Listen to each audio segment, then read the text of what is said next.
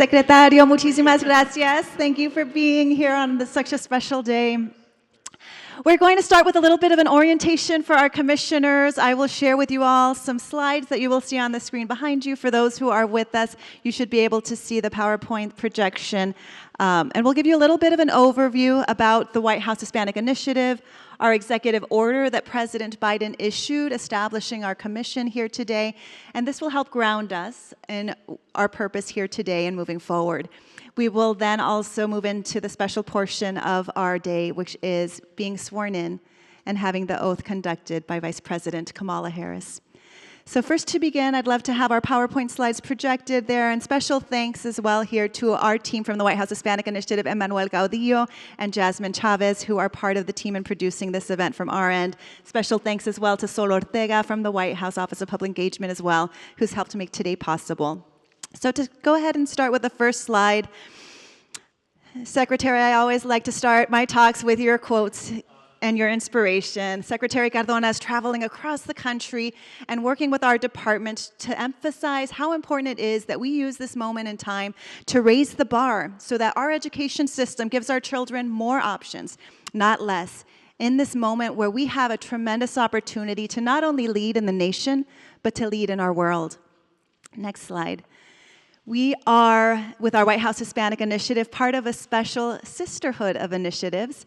I always like to acknowledge as well our White House initiatives for our African American, American Indian, and Alaska Native communities, our Asian American, Native Hawaiian, and Pacific Islander communities, our historically Black colleges and universities, and also our friends from the faith-based and Center for Faith-Based and Neighborhood Partnerships. This is a photo of many of us. We had a chance to do a Women's History Month Zoom from the Roosevelt Room, and so many of us shared how we never imagined we would one day be in a space like that, sharing our stories, being able to serve in the positions that we serve in, leading these White House initiatives for our diverse communities. And what's special and historic is that this is the first time ever that all of the initiatives have been led by women. In this photo, you also see the head of the Domestic Policy Council.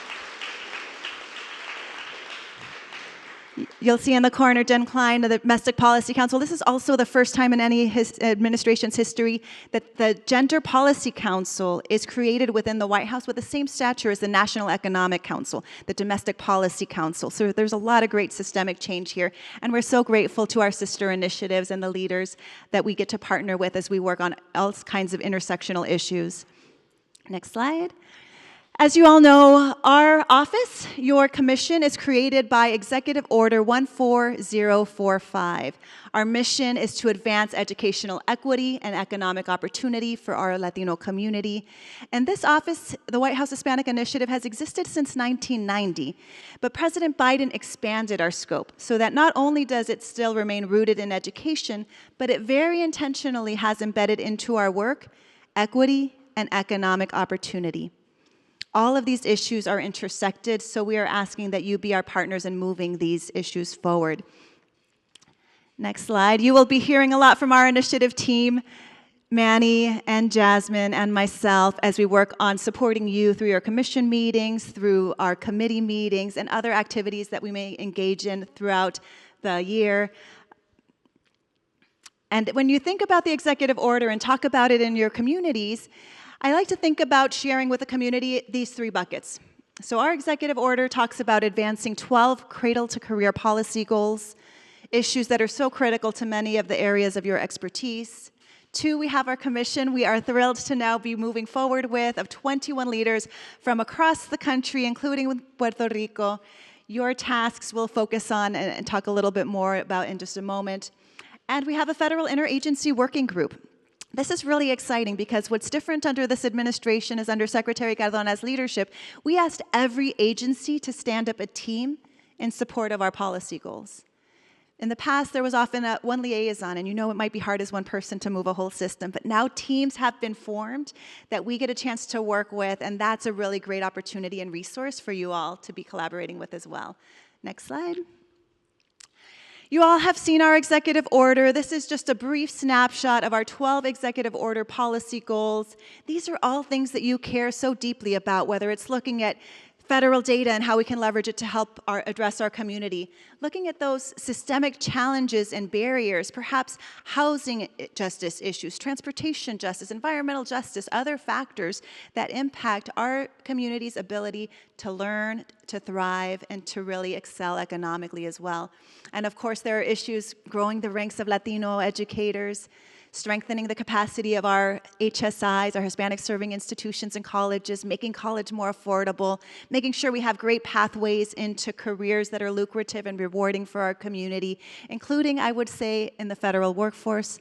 Latinos, we've historically been just about 10% or less of federal workers, in some agencies as low as 3 to 4%. And so we are on a mission to change that in this administration and look forward to your partnership in that. Also, we talk about economic opportunity. And one statistic I often like to share is that historically, Hispanic-owned businesses have been less than 2% of all who get federal contracts.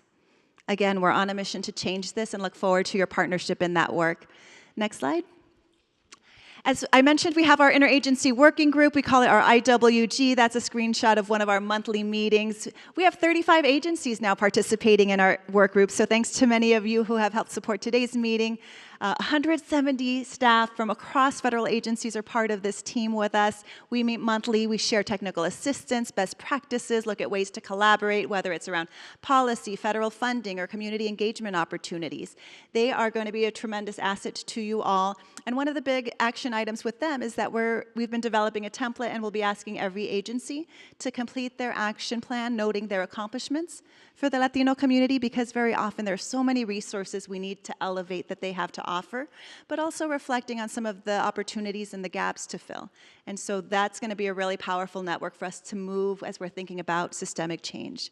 Next slide. As we're out on the road as well with our White House Hispanic Initiative, public engagement is a really critical part of our work. While we're doing the internal systemic work, we're also very much public-facing. We love to talk about the accomplishments of the Biden-Harris administration, whether it's making sure people know about whitehouse.gov/the-record, where they can learn more about policy issues they care about, or whitehouse.gov/equity, another site I love to talk about, because for the first time in history, President Biden's executive orders that have been issued have required every agency to draft and implement diversity, equity, inclusion, and accessibility plans. That has never happened in government. They're hiring their first chief diversity officers. That's never happened in government before. We have a ton of work groups that are focused on equity, so you can learn more about some of the government-wide equity work through that site, and also agency-specific summaries. Next slide. And there are so many examples of ways in which the Biden administration is working to deliver for the Latino community and for all Americans, and in ways that have real economic and tangible benefits. So we'll look to you all as partners to help us share the stories about these opportunities. In some cases, there are dollars available for our community to apply for or to advocate for and influence at the state and local level. Sometimes there are actually direct hire job opportunities through some of these bills, for example, through the bipartisan infrastructure law. Lots of great work is happening. We need your help in English and in Spanish getting this message out into our community. So we'll brief you and fill you in, and you'll learn a lot more through our leaders today. I also like to share a screenshot of our Department of Education organizational chart, and you'll all have these slides electronically. We'll also be posting them to our website, ed.gov/Hispanic Initiative. And I have to say that our initiative being housed at the U.S. Department of Education is so special because there are so many different offices who are focused on all the different niche elements of education and equity that you all care about. And so we're going to hear from a number of our colleagues in different offices today. Many senior leaders have made time to be with you, and so this will be just the start of the conversation, but we look forward to supporting and serving you across our department. You'll hear more from the Secretary. We love to talk about his Raise the Bar, Lead the World priorities, making sure that we're really doubling down on things that we know make a difference for our students, whether it's pressing to make sure that they're boldly achieving everything that they need academically, whether we're growing the ranks of Latino educators and addressing the teacher shortage, or one of my personal favorites of his priorities, really emphasizing the power of multilingualism, right? And even in this room today, we have people speaking English, Spanish, American Sign Language, and it's so important in this day and age that people who may speak Spanish aren't treated as English learners, but rather they are coming to the table with professional assets, cultural assets that all of us should have in this global world. There's a lot of great work happening. For example, we love to talk about the Augustus F. Hawkins Centers of Excellence Program grants. For the first time ever, this program has existed, but was never funded. And now, under this administration, with President Biden, Secretary Cardona, and our leaders, we were able to get funding for this grant program that will help minority-serving institutions create programs, centers of excellence, to really help with the teacher preparation pipeline program, to grow the ranks of diverse educators in a meaningful way. 8 of the 12 grantees who were just awarded are Hispanic-serving institutions.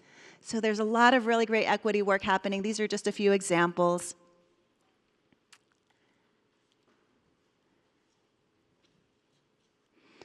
We work closely. I also want to make sure I give a specific call out to our Hispanic Serving Institutions Division Office. You will hear from them later in the day today. They administer the grants that go out to our colleges that have the 25% or more Latino student population, but also do a lot of technical assistance work. In partnership with them, we're encouraging people to not only apply for grants with us at the Department of Education, but to also apply to be grant reviewers. So we'll look to you all to help carry that word, because we need your eyes and experience on the review side of things as well.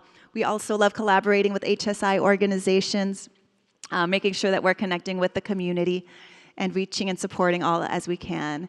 Also want to note on the next slide, there are a lot of special programs that we'll be telling you about to help make sure we're delivering into the community. One great example is the National Partnership for Student Success. And this initiative is one that the Department of Education is leading in support of President Biden's call in State of the Union 2 years ago. The president said he wants to see 250,000 more caring adults in children's lives, being part of their academic and social recovery and support as we're stepping out and through the darkest parts of the pandemic. And so one of the goals, again, the 250,000 caring adults by summer of 2025. And there are a lot of great and creative ways we can do this. And really, ultimately, this is about breaking down silos and bringing together the education system, private sector, nonprofit organizations, philanthropic organizations, to make sure children have mentors, career coaches, counselors, people to give them the support that they need. And so we're looking to, there's different sort of examples. We're actually rolling out today an announcement of some colleges that are early adopters that have committed to use federal work-study dollars to pay their college students to go out into the community and in those pre-K-12 schools, mentor, tutor, and volunteer with them. So we're really trying to be creative, making sure we're sparking, in whatever lane you might be in, some action that helps us better serve students. So we'll be working with you all on initiatives like this. Next slide. We do, as I mentioned, a lot of public engagement, and we're so grateful to our friends here in the White House and across federal agencies, because we were able to last year, through a memorandum of understanding with the Aspen Institute, host 6 White House Initiative Latino Economic Summits last year, all held at Hispanic serving institutions, 3 of which were community colleges. We had the support of First Lady Jill Biden, who joined us, 3 of our cabinet secretaries, a dozen federal agencies. We all went out on the road delivering workshops and really talking about federal jobs and opportunities as well. And not only were we sharing technical information, this was a space of inspiration. And one of my favorite parts of doing this work are those stories that many of you experience with students. And there was a young Latina in our summit in El Paso, for example, who shared at the end of the event, "I've never seen and heard so many Latinos share how our culture, our language, can be professional assets." That young woman's life is now changed. So we'll talk a lot more about the opportunities that we have for you to be engaged with. But first, I'd like to pass it on to our Secretary of Education, Miguel Cardona, for remarks. Thank you. Thank you. Will I be using this? Do I need this? Parece que estamos esperando un poco. How is everyone? I'm really looking forward to engaging. Today's a special day, but I always say today's an event. I look forward to the partnership. So, Melody, should I kick off the remarks or? Give remarks and then keep an eye on us for a possible little break to change to a stage. Okay, thank you. Okay. Bienvenido, colegas, a la Casa Blanca. Doesn't that sound nice? Soy Miguel Cardona y soy tu secretario de Educación. I'm really happy to receive you here on this very special day. What an exciting day to be here, and I want to thank Melody and team, Manny and Jasmine. I want to, again, congratulate you on your appointment to the President's Advisory Commission on Advancing Educational Equity, Excellence, and Economic Opportunity for Hispanics. And especially during Public Service Recognition Week, I also want to thank everyone who serves our country and our communities. When I look around this room, I see excellence. I see Latino excellence in action. We have lifelong educators and experts in the actual CRT, culturally responsive teaching. Right, Juliana? We have innovative leaders in philanthropy and business. We have national advocates for Latino students, families, and educators. We have people who have significantly influenced my trajectory as an educator.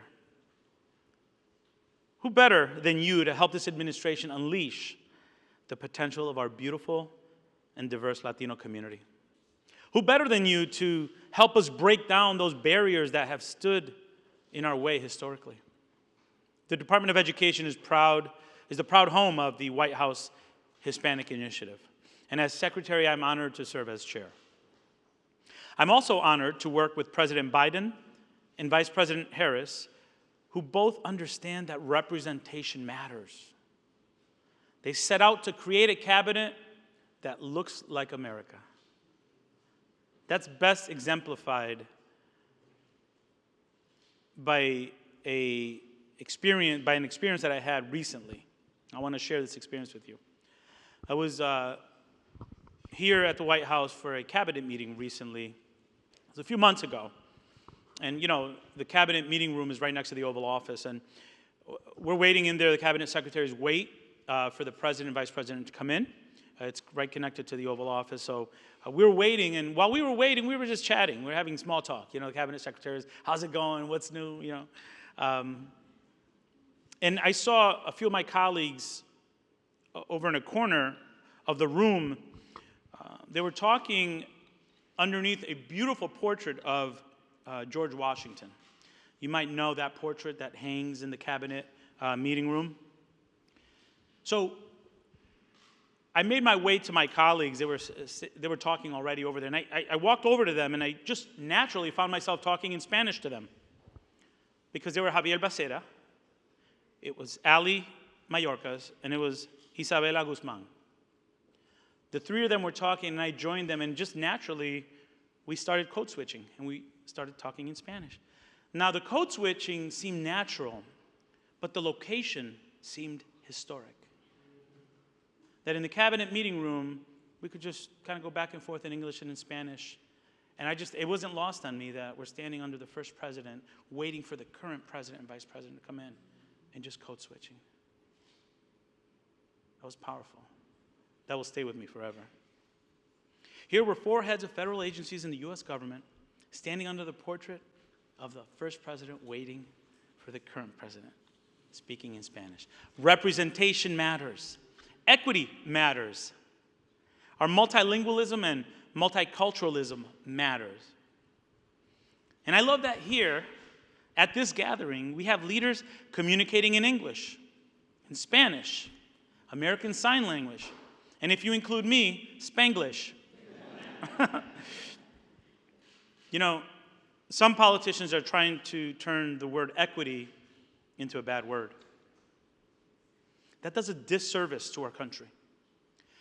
For America to succeed in the global economy, we must nurture, grow, and unleash 100% of our talent.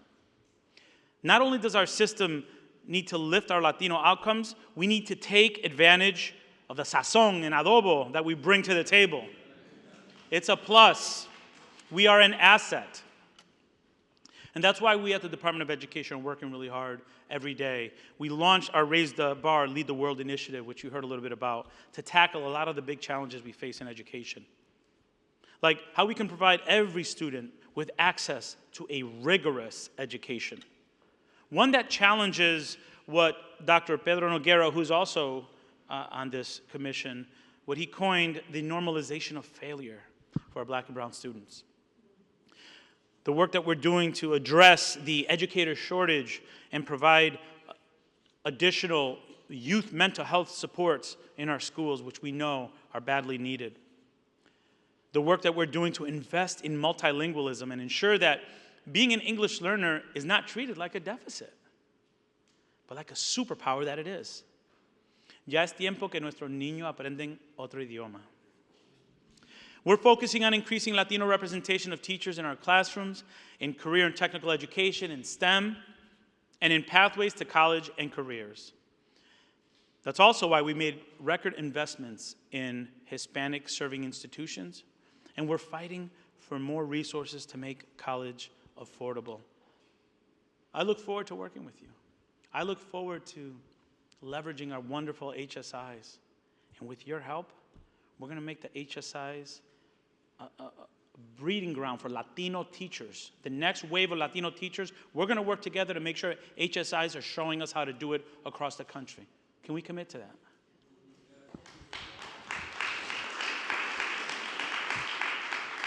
You know, to achieve these goals, we need you. We need your insights. We need your perspectives. We need your expertise. This is not a symbolic commission that checks a box. Ustedes van a trabajar. Ustedes van a trabajar. You are a working commission tasked with advising the President of the United States through our White House Hispanic Initiative, Executive Director, and myself, about how we can advance educational equity, showcase excellence, because there are pockets of excellence in our country that we need to lift up. Sometimes the best thing we can do is put the spotlight on a school or a district or a community that's providing economic development, or schools that are serving as counterexamples so that we can lift them up and learn from them. I want to be available to you. I mean this. I want to be available to you. I want to partner with you. Like the great Congressman Lewis said, if not us, who? And if not now, when? Help us break down the barriers, elevate the bright spots, and raise the bar for Latino students of all ages. As Lin-Manuel Miranda, otro boricua, said in the song, in the musical Hamilton, history has its eyes on you. Remember, commissioners, history has its eyes on us. You have a shot unlike any other in the history of our country to serve our community. Our government, nuestra comunidad, are depending on you to seize the moment, to take your shot to accelerate our efforts to increase equity, excellence, and economic prosperity for Latino families and children across the country. We have a president and a vice president in the White House who understand that Latino success is America's success. So I'm going to look to Melody now. Should I begin the introduction or should I hold off? Okay, good. Well, it's really an honor for me to share. Our Vice President, Kamala Harris, is here with us today. One of the blessings of this job is to be able to travel with her and see firsthand the commitment she has to make sure that America lives up to its promise as a land of opportunity for all, including immigrants from around the world. I have had the pleasure of traveling with her to schools, to different events, and I'm in awe. One of the proudest moments as a father, I'm secretary, pero my favorite title is Papi, was when I was sworn in by the vice president and my daughter was able to meet her. That was one of the highlights of my life. So now, to administer the oath, it's my honor. Oh, I guess we're not ready to introduce her. Oh, yay, she's here! Yay!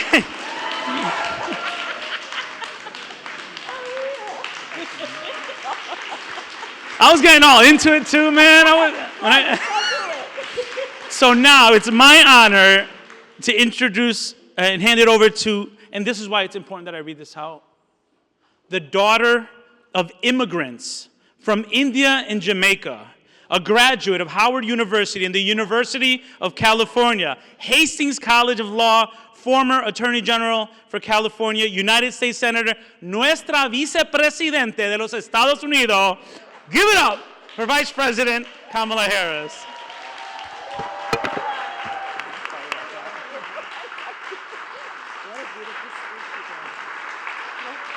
Miguel Cardona, our Secretary of Education. Please have a seat. Good afternoon. Or I think it's almost good afternoon. Good morning, everyone.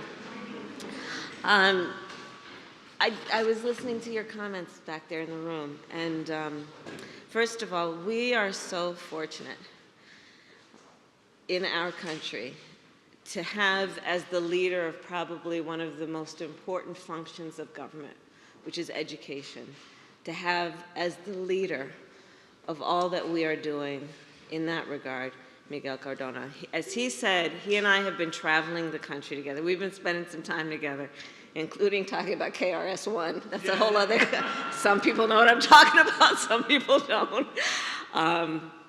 But you truly, he puts so much heart into this work and commitment, and you see the beauty of our children. You know, I think there's so much about the mission of this commission and the work that we all do that requires us to see that, to see those bright eyes, to see those beautiful smiles, because they believe that we believe in them, and it is because of that that they aspire, they have ambition, and they achieve all of their God-given potential. Having leaders who I think so many of us have had as mentors, as the people who raised us, as the communities that raised us, that looked at us, I'll speak for myself, and they convinced us we were special. We weren't particularly special, but we believed them when they told us that we were. And so we thought then about what we could achieve and our responsibility. And we had a sense of optimism about what we could do. And for so many of us, doing something that someone like us had never done before.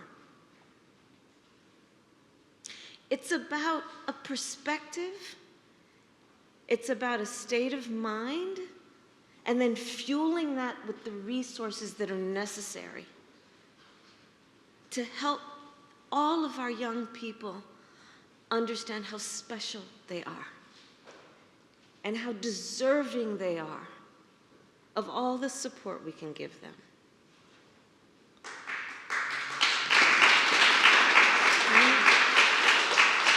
And so that's what these leaders, you have all stepped up in the midst of your role of leadership in so many other ways, in the midst of the busy schedules and all of the priorities that you have, to come together and volunteer your time, your expertise, your perspective, and a dedication to hard work, because yes, this is a working committee, to do what we know we must do, and in particular, on behalf of our young people in elementary school, in middle school, at our HSIs, and reminding them of how much we care and how much we expect of them, and our sense of responsibility, in particular to our Latino students, in every phase of their life and education.